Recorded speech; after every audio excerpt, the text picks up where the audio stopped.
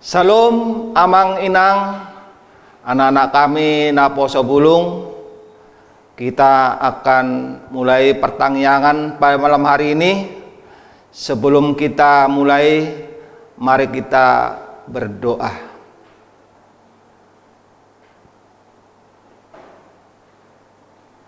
Amin.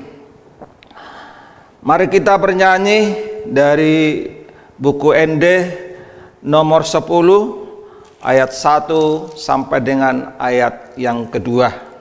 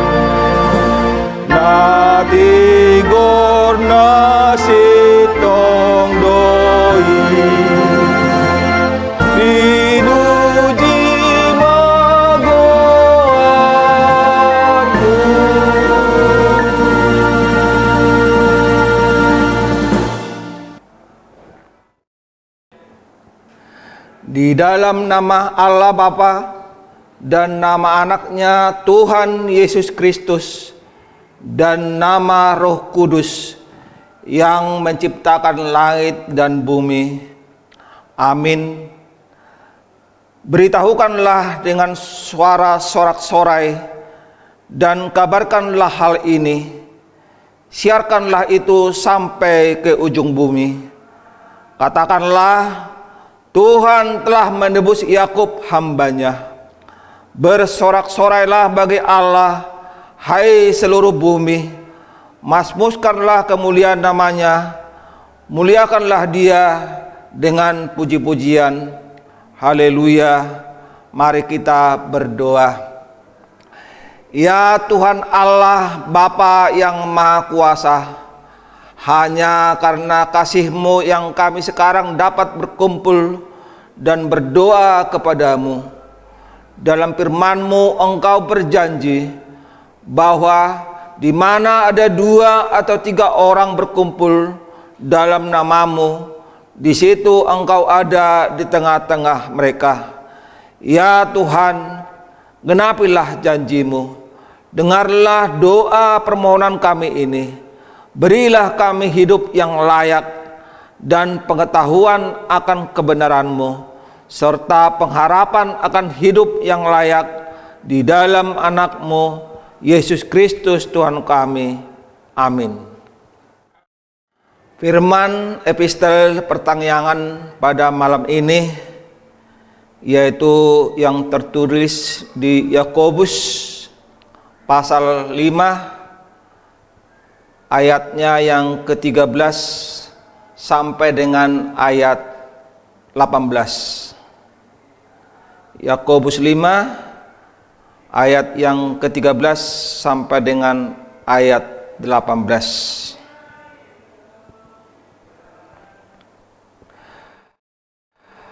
Kalau ada seseorang di antara kamu yang menderita, baiklah ia berdoa. Kalau ada seorang yang bergembira, baiklah ia menyanyi. Kalau ada seorang di antara kamu yang sakit, baiklah ia memanggil para penatua jemaat, supaya mereka mendoakan dia, serta mengolesnya dengan minyak dalam nama Tuhan. Dan doa yang lahir dari iman akan menyelamatkan orang sakit itu, dan Tuhan akan membangunkan dia. Dan jika ia telah berbuat dosa, maka dosanya itu akan diampuni.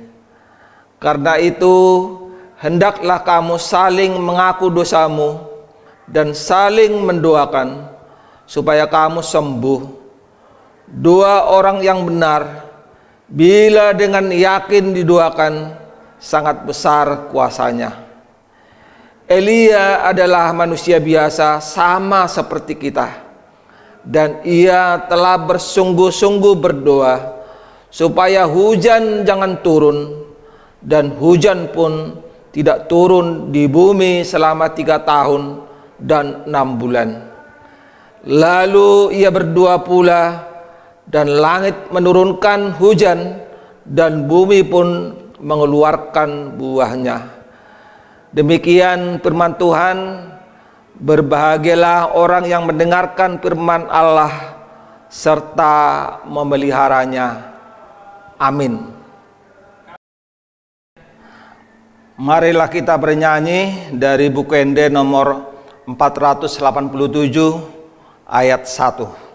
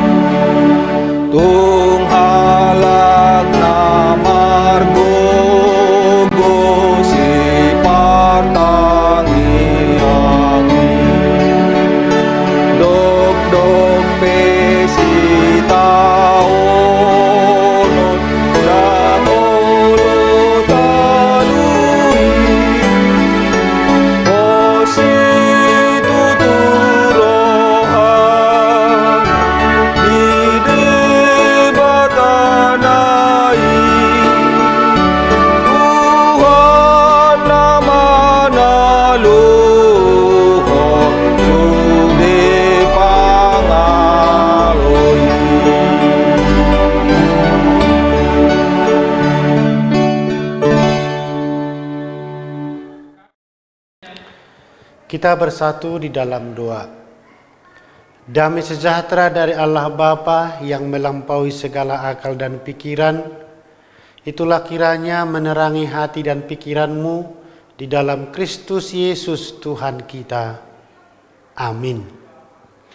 Bapak, Ibu, saudara-saudara yang dikasihi dalam nama Tuhan Yesus Kristus, marilah kita mendengarkan firman Tuhan. Khotbah pertanyaan pada saat ini tertulis dalam kitab Yeremia pasal 33, dimulai dari ayat 1 sampai dengan ayat 9. Kita dengarkan bersama-sama, demikian firman Tuhan. Datanglah firman Tuhan untuk kedua kalinya kepada Yeremia, ketika ia masih terkurung di pelataran penjagaan itu. Bunyinya, beginilah firman Tuhan yang telah menjadikan bumi dengan membentuknya dan menegakkannya. Tuhan ialah namanya. Berserulah kepadaku, maka aku akan menjawab engkau, dan akan memberitahukan kepadamu hal-hal yang besar dan yang tidak terpahami, yakni hal-hal yang tidak kau ketahui.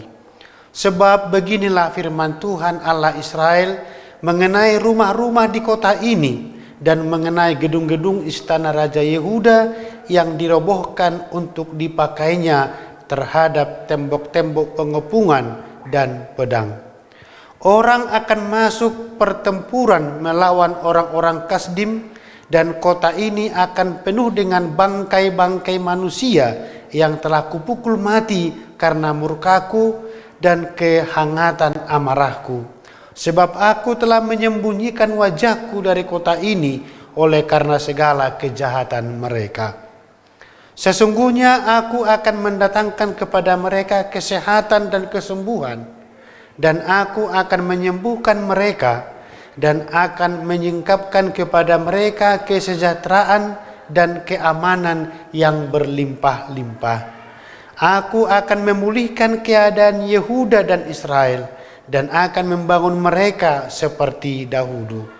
Aku akan mentahirkan mereka dari segala kesalahan yang mereka lakukan dengan berdosa terhadap aku, dan aku akan mengampuni segala kesalahan yang mereka lakukan dengan berdosa dan dengan memberontak terhadap aku. Dan kota ini akan menjadi pokok kegirangan, ternama, terpuji, dan terhormat bagiku di depan segala bangsa di bumi yang telah mendengar tentang segala kebajikan yang kulakukan kepadanya. Mereka akan terkejut dan gemetar karena segala kebajikan dan segala kesejahteraan yang kulakukan kepadanya. Demikian firman Tuhan. Bapak, Ibu, saudara-saudara yang dikasihi di dalam nama Tuhan Yesus Kristus, mungkin kita pernah melihat kelompok-kelompok premanisme yang suka melakukan sweeping ke tempat-tempat yang mereka anggap sebagai tempat maksiat. Mereka bermaksud menghancurkan tempat tersebut lalu memurnikannya dari kenajisannya, karena mereka berpikir akan merusak moral masyarakat. Tapi kenyataannya sering kita lihat bahwa tujuan di balik kekerasan itu hanya untuk mendapatkan materi atau bayaran, sehingga akhirnya tempat maksiat itu tetap buka. Mungkin dengan sedikit dipoles penampilannya berbeda dari yang pertama. Itulah suatu situasi yang sering terjadi yang mengakibatkan sampai saat ini tempat seperti itu menjamur di negara kita ini. Saudara-saudara dikasih dalam nama Tuhan Yesus, berbeda dengan konteks Nabi Yeremia pada saat ini.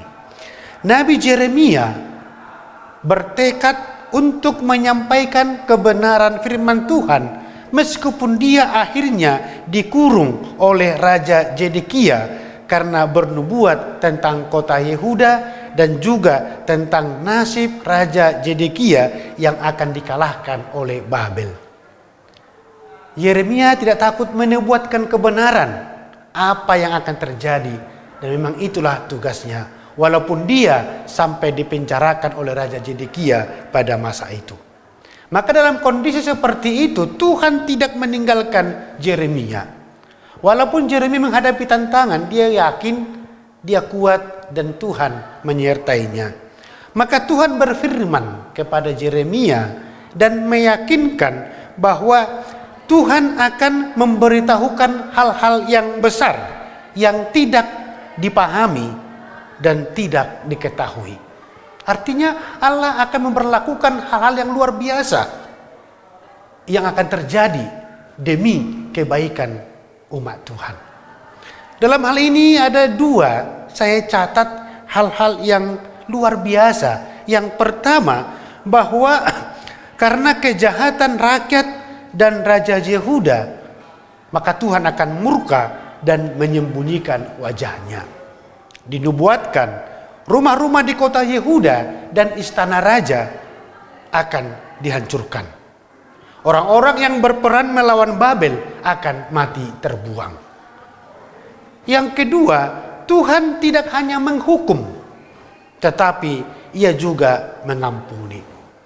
Tuhan dengan tegas menyatakan akan menghancurkan kota itu karena kenajisannya. Tetapi juga Tuhan berfirman akan memulihkan. Dikatakan dalam ayat sini, Ia akan mengampuni. Tuhan berjanji untuk mendatangkan kesehatan dan kesembuhan serta sejahtera yang berlimpah. Itulah dikatakan di sini. Yehuda dan Israel akan dibangun seperti dahulu kala. Allah akan merestorasi keadaan umatnya. Ia akan mentahirkan mereka dari kesalahan, dari dosa, dan pemberontakan mereka terhadap Tuhan. Tuhan akan berbuat baik sehingga kota-kota Yehuda dan Yerusalem akan menjadi kota kegirangan, kota yang ternama, kota yang terpuji dan terhormat bagi Tuhan di hadapan segala bangsa. Kemuliaan Tuhan akan terlihat ketika mereka dipulihkan. Maka segala bangsa akan terkejut dan mereka juga akan gemetar karena segala kebajikan dan kesejahteraan yang dilakukan Allah kepada umatnya Israel. Itulah yang dinubuatkan dan akan terjadi. Maka Yeremia tetap menyuarakan suara kebenaran demi kebaikan umat Tuhan. Bapak, Ibu, saudara-saudara yang dikasihi dalam nama Tuhan Yesus Kristus, ketika Tuhan menghukum umatnya, penghukuman itu berfungsi untuk memurnikan mereka. Untuk kebaikan umat Tuhan. Tuhan harus menghukum karena sudah ada dosa di tengah-tengah mereka. Maka itulah sebabnya apa yang membuat mereka berdosa itu yang dihancurkan Tuhan. Dan ketika proses penghancuran terjadi, tentu berefek kepada kehidupan mereka. Tempat maksiat harus dihancurkan, termasuk istana raja yang memelihara kenajisan tersebut. Demikian juga para pelaku-pelaku kejahatan. Dikatakan tadi memang umat Tuhan harus babak belur dihajar Tuhan. Namun tujuan penghajaran itu bukan untuk pemusnahan, melainkan supaya setelah bertobat dan dimurnikan, mereka boleh dipulihkan kembali. Itu dalam proses pemulihan, maka harus ada berkorban. Mungkin mereka akan sakit, akan menderita, tetapi itu merupakan tujuan dalam proses kebaikan. Itulah yang Tuhan lakukan dalam ayat 6 sampai 9. Setelah penghukuman yang menyebabkan umatnya menderita, Tuhan siap untuk menyembuhkan dan Tuhan siap memulihkan mereka dari segala kenajisan mereka, dari segala dosa-dosa mereka, dan juga dari segala pemberontakan mereka. Jadi pemulihan itu akan membuat umatnya kembali mulia dan terhormat di mata bangsa-bangsa. Terutama nama Tuhan akan dipermuliakan. Jadi kalau kita baca ayat selanjutnya, akibat pemulihan tersebut, dari reruntuhan dan puing rumah-rumah umat Tuhan, dari rumah-rumah Tuhan, umat Tuhan akan keluar suara sukacita dan sorak-sorai seperti pada pesta perkawinan. Jadi pemulihan itu dialami secara ekonomi.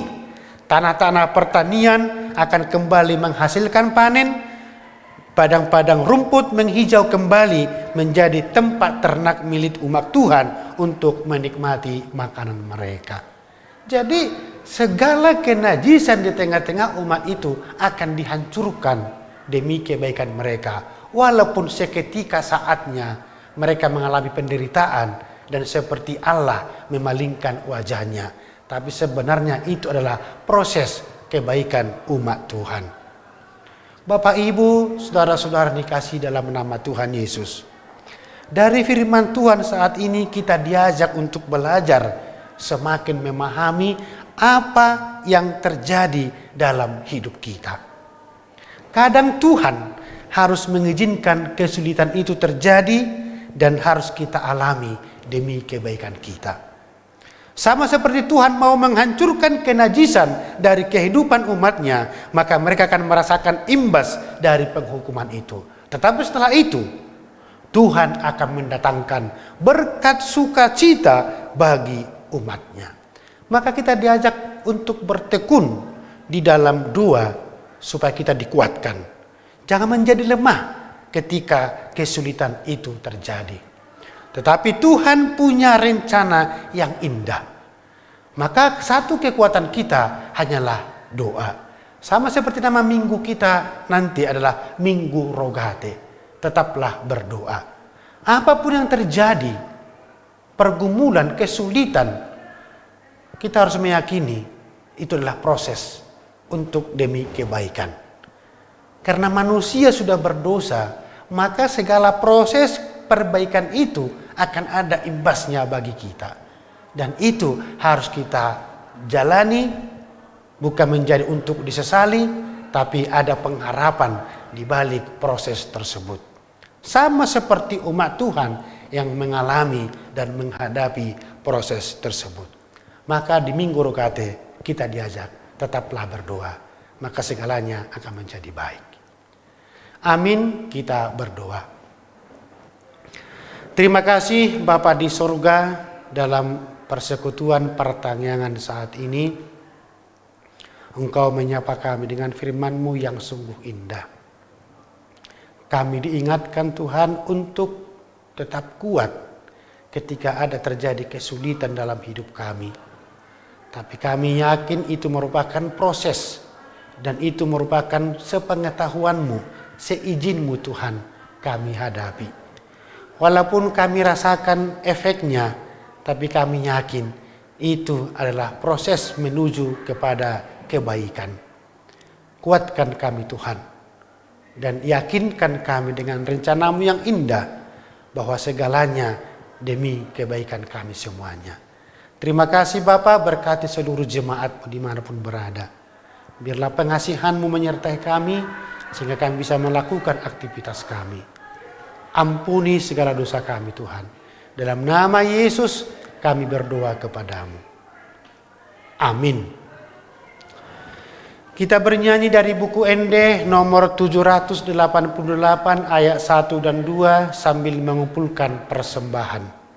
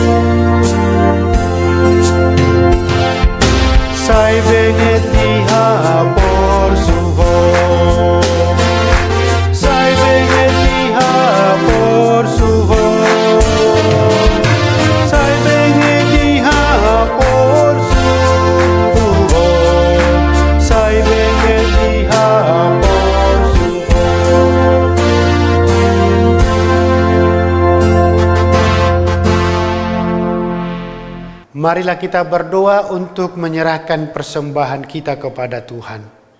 Ya Allah Bapa kami yang di surga, kami mengaku bahwa Tuhan adalah sumber dari segala karunia yang melimpah dalam kehidupan kami masing-masing. Sebahagian daripada karunia itu kami serahkan kembali sebagai persembahan kepada Tuhan. Terimalah dan berkatilah persembahan umat-Mu ini, agar dapat kami pergunakan untuk pekerjaan dan pelayanan kerajaan Tuhan di dunia ini. Bukalah hati kami untuk mengenal betapa banyak berkat dan karunia yang kami peroleh dari Tuhan, supaya kami senantiasa bersyukur kepadamu. Di dalam nama Yesus Kristus Tuhan kami. Amin. Kita bersama-sama berdoa dalam doa Bapa kami. Bapa kami yang di surga, dikuduskanlah namamu, datanglah kerajaan-Mu, jadilah kehendak-Mu di bumi seperti di surga. Berikanlah kami pada hari ini makanan kami yang secukupnya, dan ampunilah kami akan kesalahan kami, seperti kami juga telah mengampuni orang yang bersalah kepada kami. Dan janganlah membawa kami ke dalam pencobaan, tetapi lepaskanlah kami daripada yang jahat.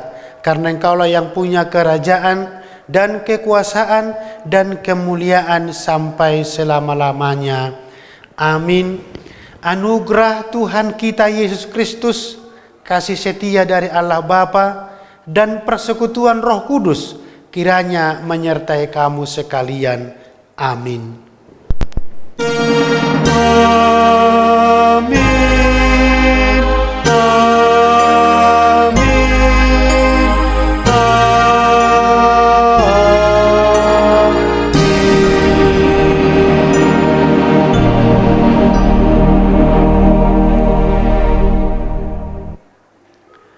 Demikianlah pertanyaan sektor untuk kita saat ini. Tuhan Yesus memberkati kita semua. Salam sehat selalu.